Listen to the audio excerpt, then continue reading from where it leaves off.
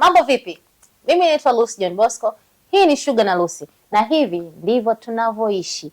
Kila siku napenda kukumbusha ni muhimu kwa sisi kushare na nyinyi maisha yetu, namna ambavyo tunavyoishi, ili mjue kwamba kumbe na sisi huwa tunaishi hivi.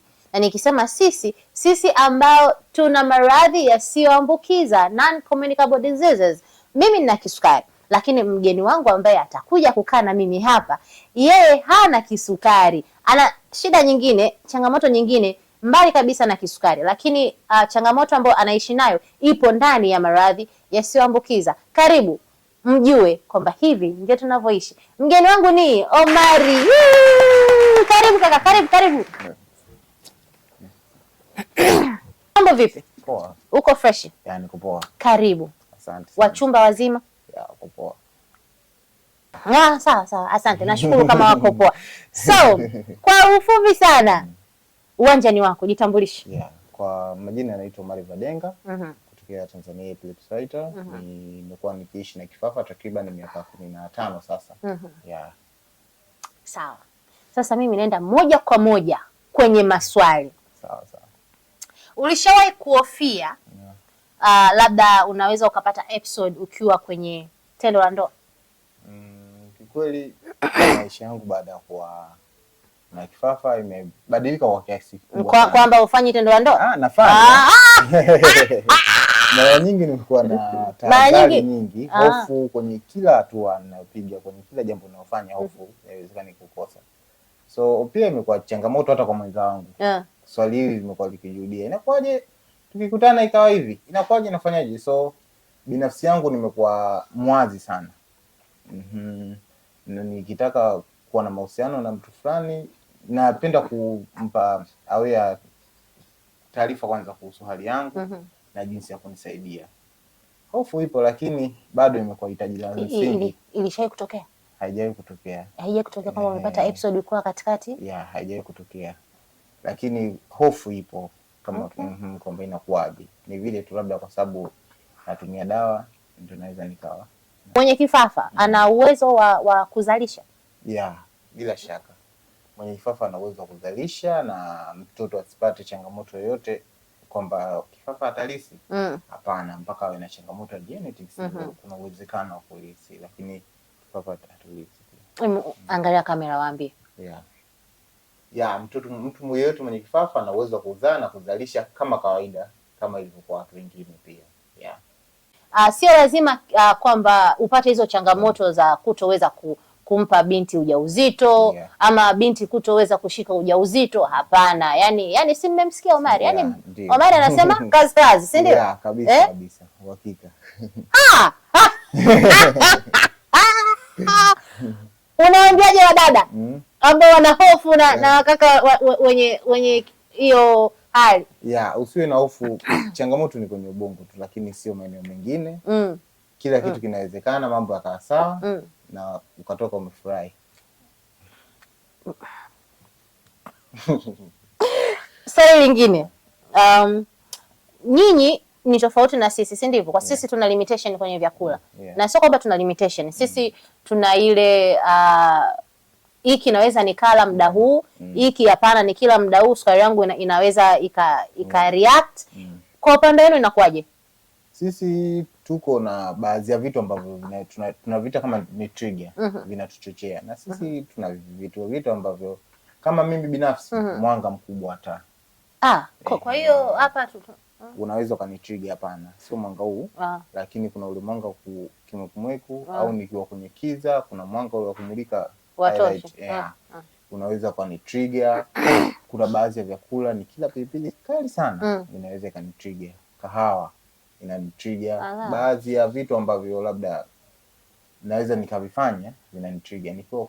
Nikiweka earphone kwa muda mrefu, nikasikiliza kwa sauti kubwa, inaweza ikanitrigger pia. Kwa hiyo kuna baadhi ya vitu vinatuchochea mtu kupata degedege. Hata kama umetoka kunywa dawa, lakini utapata degedege. Nice. Kwa wakaka, ama actually sio kwa wakaka. Kwenye ulimwengu wa kisukari, sawa, tendo la ndoa inasaidia sana kudhibiti viwango vya kisukari. Wanasema ni moja ya mazoezi, lakini pia inasaidia kurelax akili yako. Hiyo nadhani ni kwa wote, lakini kuna ukweli wowote kwa nyinyi? Labda inaweza improve kwa namna moja ama nyingine hali yenu ya ubongo? Ni tendo lolote ambalo sisi kwetu kuna ile ni kuswala la kudhibiti hisia. Zisiwe high sana kwa sababu ukiwa na furaha sana unawezekana ukapata degedege. Na zikiwa too low inawezekana pia ukapata degedege. Kwa hiyo ni kwamba kitu ambacho tunakifanya kama hitaji tu la msingi.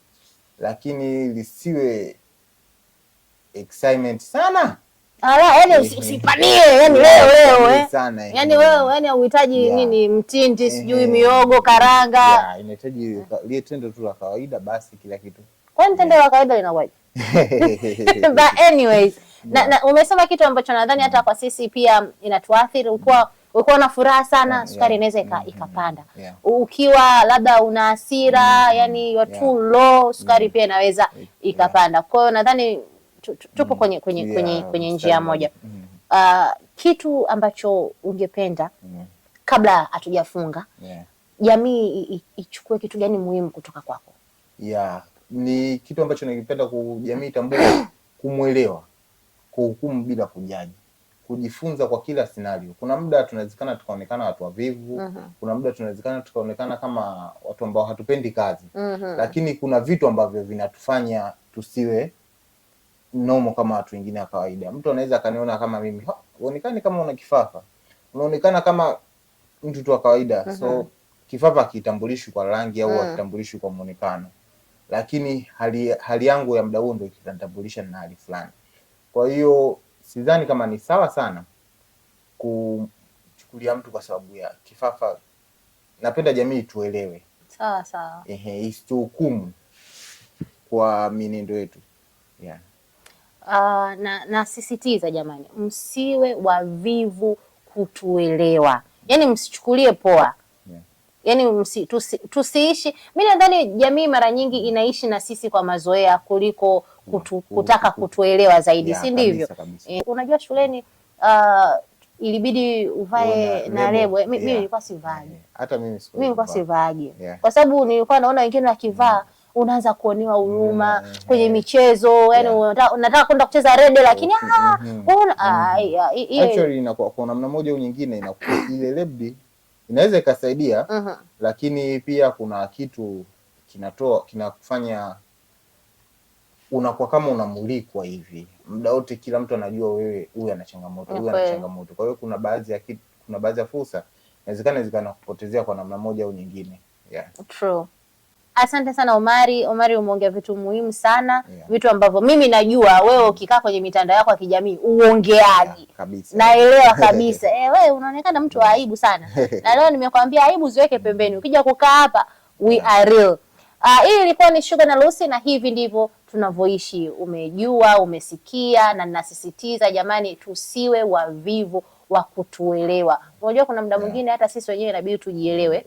Kabisa. Sisi wenyewe inabidi tujielewe. Kwa hiyo wale ambao wanaishi na aina yote ya NCD, msiwe wavivu kujielewa nyinyi wenyewe.